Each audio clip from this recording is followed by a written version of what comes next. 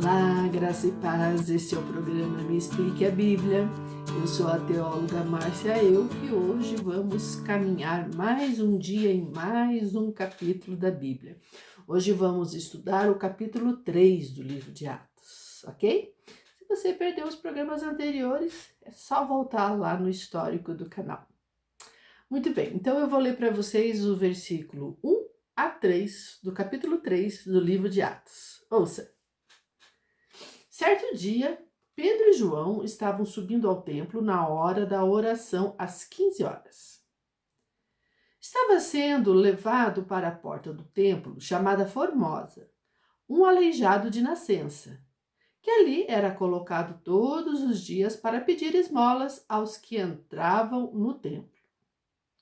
Vendo ele que Pedro e João iam entrar no pátio do templo, pediu-lhes esmola.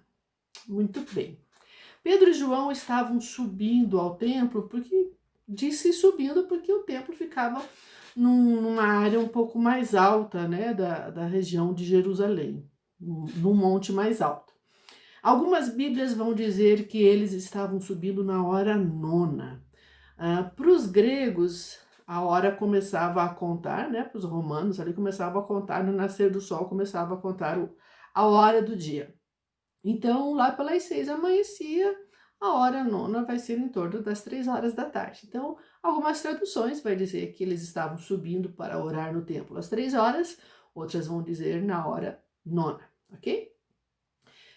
Os judeus e os prosélitos são pessoas que elas não eram judeus de berço, mas elas foram aceitas no judaísmo, elas quiseram fazer parte, né, do judaísmo. Então, elas também subiam no templo orar. Haviam 3 cultos de oração durante o dia, de manhã, de tarde e à noite. E a oração da tarde, esse encontro, né, de oração e de ofertas e tal, era às 3 horas da tarde, ok? O templo era um ótimo lugar, né, para os apóstolos pregarem o evangelho e anunciarem a aliança de Jesus, afinal eles estavam subindo até aquele lugar para clamar pela misericórdia de Deus, pelo perdão de Deus, né? Então, que lugar melhor para falar que Deus pode perdoar através de Jesus, se não indo, né, até ao templo de Jerusalém. Então, João e Pedro estavam subindo para orar e todo momento ali vai propiciar para eles uma situação muito boa para pregar o evangelho, ok? Bem, então, quando eles estavam chegando, o texto diz que eles viram, né, que um aleijado estava sendo carregado, né, para ser colocado ali, deitado, sentado, não sei que posição ele podia sentar, o texto não diz por que ele era aleijado, só diz que era aleijado de nascença, para colocar ali do lado da porta formosa, que era por onde todo mundo entrava, para que ele pudesse ficar ali pedindo esmola. Um bom lugar, né? Já que todos passavam ali com o coração contrito e humilhado, indo buscar a Deus, a sensibilidade de doar alguma oferta, alguma esmola, quem sabe estivesse mais aflorada, né? Mas essa porta formosa, o que é esta porta formosa? O nome da porta era Formosa porque ela era formosa. O nome da porta era Formosa porque ela era realmente formosa, bonita. Era feita de bronze polido, ela separava o pátio interno do pátio exterior, onde deviam ficar os impuros e os gentios, pessoas que não eram judias, né? E os judeus, eles costumavam a seguir alguns preceitos, uns preceitos básicos de justiça e de piedade. E um deles era dar esmola. Então, aquele aleijado ficar bem naquela porta formosa ali por onde todos passavam para entrar, era um lugar bem estratégico para ele ficar, ok? Seguindo a leitura, o texto vai dizer o seguinte: Pedro e João olharam bem para ele e então Pedro disse: Olhe para nós. O homem olhou para eles com atenção, esperando receber deles alguma coisa. Disse Pedro: Não tenho prata nem ouro, mas o que eu tenho, isto eu te dou. Em nome de Jesus Cristo, o Nazareno, ande. Muito bem. O aleijado pediu esmola aos apóstolos, mas acontece que os apóstolos também não tinham bens materiais, né? Eles também não tinham uma boa condição financeira, mas eles tinham uma grande riqueza, né? Que eram os dons do Espírito Santo que eles tinham recebido recentemente no Pentecostes, né? Então, o dinheiro não ia suprir as necessidades daquele homem que estava ali pedindo esmola. O que ele precisava era muito mais do que dinheiro. E isso os apóstolos podiam dar para ele, porque agora eles estavam cheios do Espírito Santo, né? Então, dar esmola seria apenas um auxílio momentâneo, não muda a vida de ninguém, né? Pedro e João sabiam disso, né? Então, eles vão repartir com este homem um bem mais precioso, né? Então Pedro diz assim: em nome de Jesus Cristo Nazareno, levante-se e ande-se. Nazareno, porque Jesus era da cidade de Nazaré, né? Então Pedro sabia que o poder de fazer o milagre não estava nele, né? Estava em Jesus. Então por isso ele fala em o nome de Jesus. Ele está invocando o poder que é de Jesus e não dele. Ele é só um emissário, né? Deste poder de Jesus. Eu acho que eu já tinha até usado com vocês este exemplo. Os cristãos são a colher, mas o remédio é Jesus. O remédio que cura é Jesus. Nós só temos que nos prestar ao serviço de ser essa colher, não é? E de nada adianta a gente ver pessoas nas ruas pedindo coisas e darmos para ela uma moeda, ou às vezes mentirmos, não tenho nada. A gente sempre tem algum troquinho.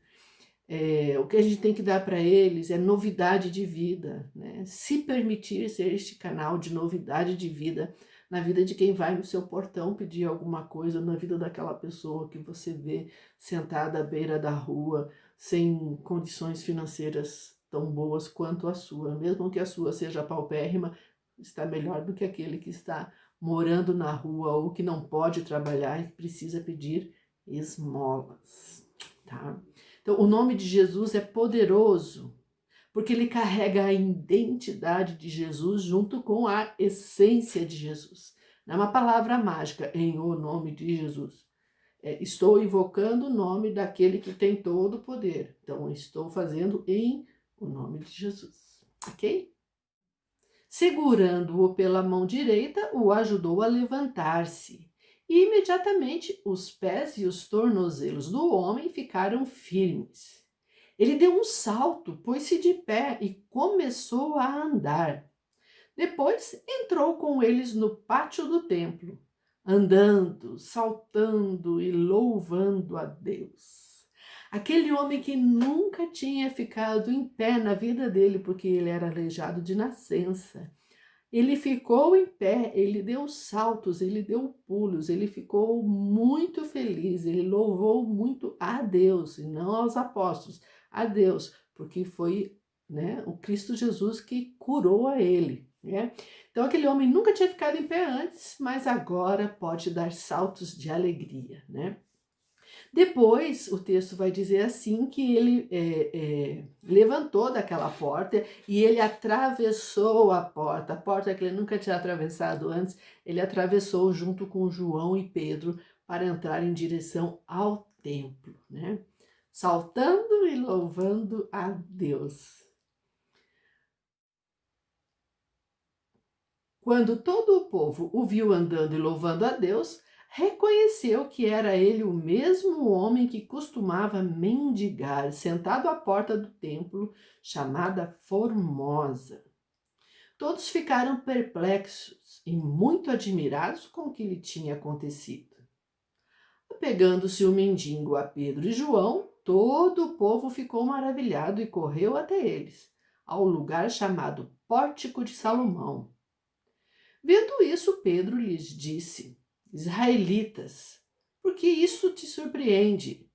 Por que vocês estão olhando para nós como se tivéssemos feito este homem andar por nosso próprio poder ou piedade? Bom, o ex-aleijado estava maravilhado e saltitante, e as pessoas que testemunharam tudo aquilo, né, reconheceram que aquele homem era aquele que ficava sentado sempre na porta, não podia se levantar e agora está ali todo feliz, louvando a Deus, pulando, e as pessoas ficaram admiradas de ver aquilo, né? E aí, quando Pedro e João já estavam indo em direção ao pórtico de Salomão, que já é a última porta lá de saída, eles correram em direção a eles. Mas Pedro perguntou para eles assim: israelitas, judeus, né? Mesma coisa. Por que vocês estão admirados? E vocês estão pensando que fui eu, que foi João que fez esse milagre que vocês viram, né? E em seguida, o Pedro, muito esperto, aproveita para pegar a mensagem, né? Aproveita que eles acabaram de sair da oração das 3 da tarde, que eles acabaram de testemunhar aquele grande milagre, né? Então, Pedro vai fazer uma pregação bem legal. Pedro vai falar o seguinte: o Deus de Abraão, de Isaque e de Jacó, o Deus dos nossos antepassados, glorificou seu servo Jesus, a quem vocês entregaram para ser morto e negaram perante Pilatos, embora ele tivesse decidido soltá-lo. Vocês negaram publicamente o santo e justo e pediram que lhes fosse libertado um assassino. Vocês mataram o autor da vida, mas Deus o ressuscitou dos mortos. E nós somos testemunhas disso. Oh, glória!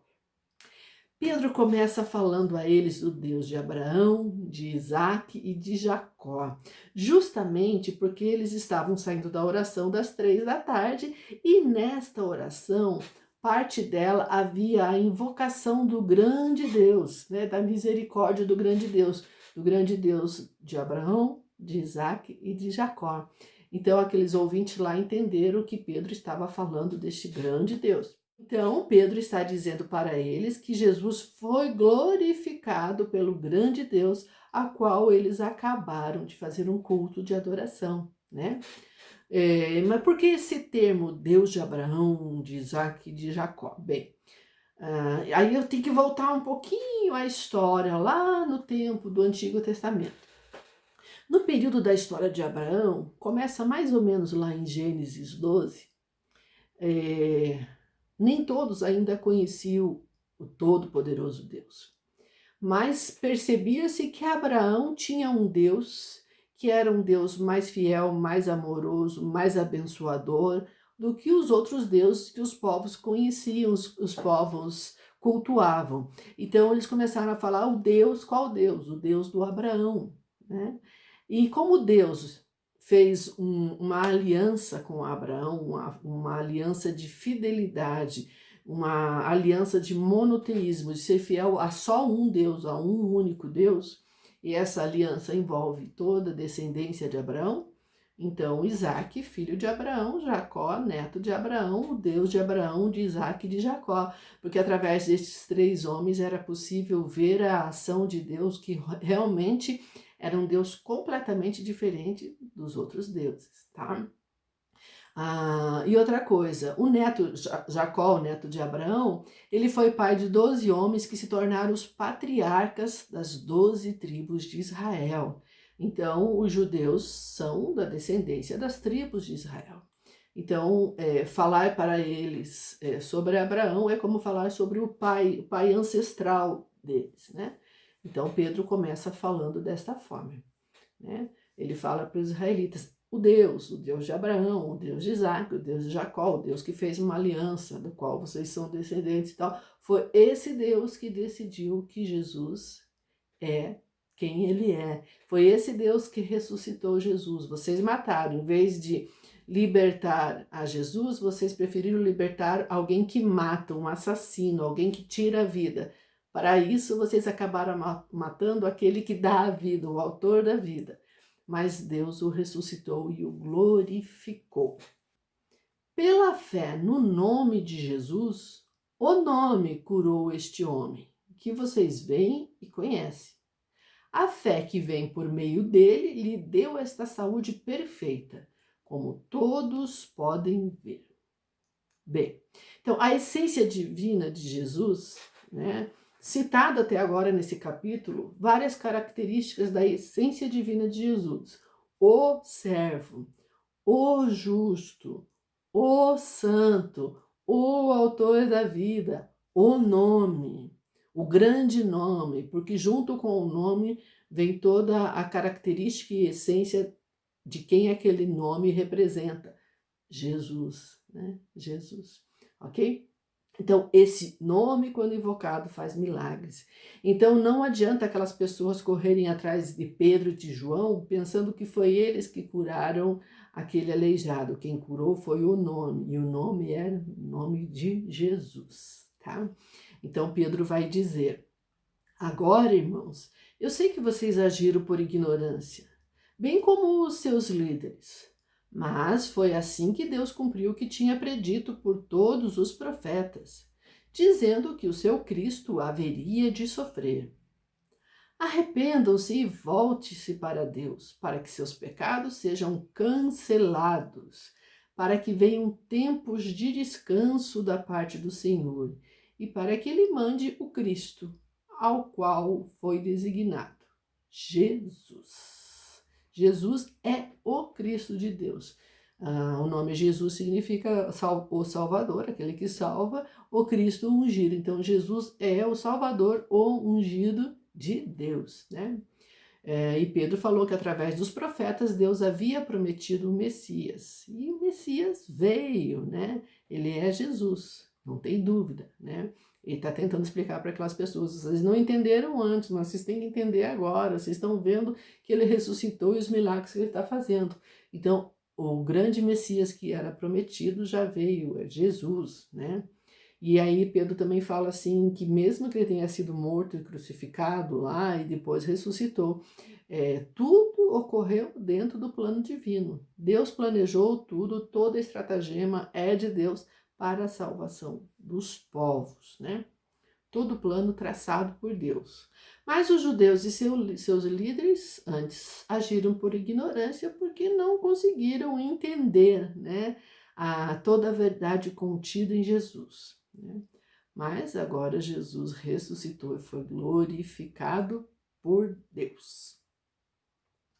É necessário que ele permaneça no céu até que chegue o tempo em que Deus restaurará todas as coisas, como falou há muito tempo, por meio dos seus santos profetas.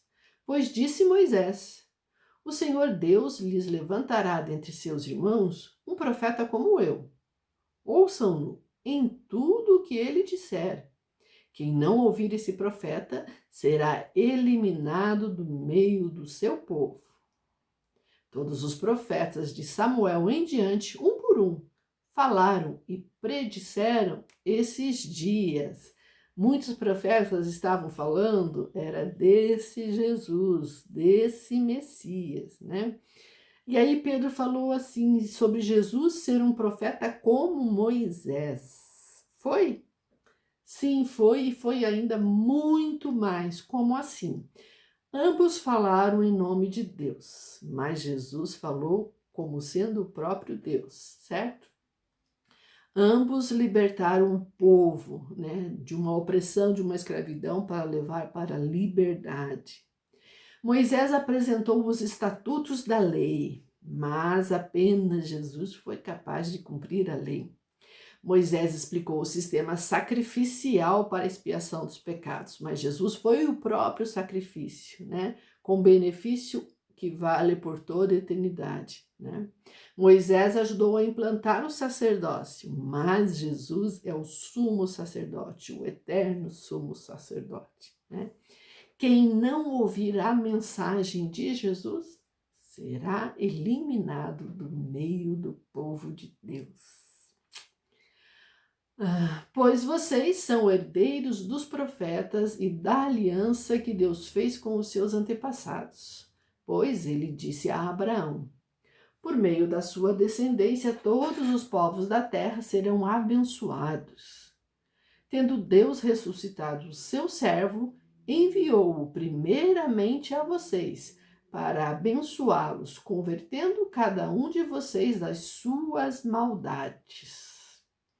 Bem, agora que Jesus morreu e foi ressuscitado, os benefícios do sacrifício dele vão ser apresentados para todos os povos. Todos os povos terão uma oportunidade de fazer uma aliança com Deus através de Jesus, né? A mensagem está sendo pregada primeiro aos judeus, por respeito à aliança que tinha sido feita com Abraão, mas depois os judeus serão apresentados aos outros povos. Mas você vai perceber, depois você vai ver muito o apóstolo Paulo falando isso, né? Que a salvação foi apresentada aos judeus, os judeus não vão receber ou não receberam, então agora a salvação será disponibilizada para os gentios. Quem são os gentios? Eu, você, os outros povos, tá? Então todos os outros povos agora têm direito de fazer uma aliança com Deus, porque essa aliança renova, né, a filiação de aliança com Deus. Não ficou agora limitado só para os judeus, ok? Então não há nenhum outro caminho a seguir, nenhum ritual a fazer, nenhuma religião que nos permita fazer uma aliança com Deus. Não há deuses, há um Deus. Não há senhores, há um Senhor. Só é possível ter uma aliança com Deus através da aliança de sangue de Jesus.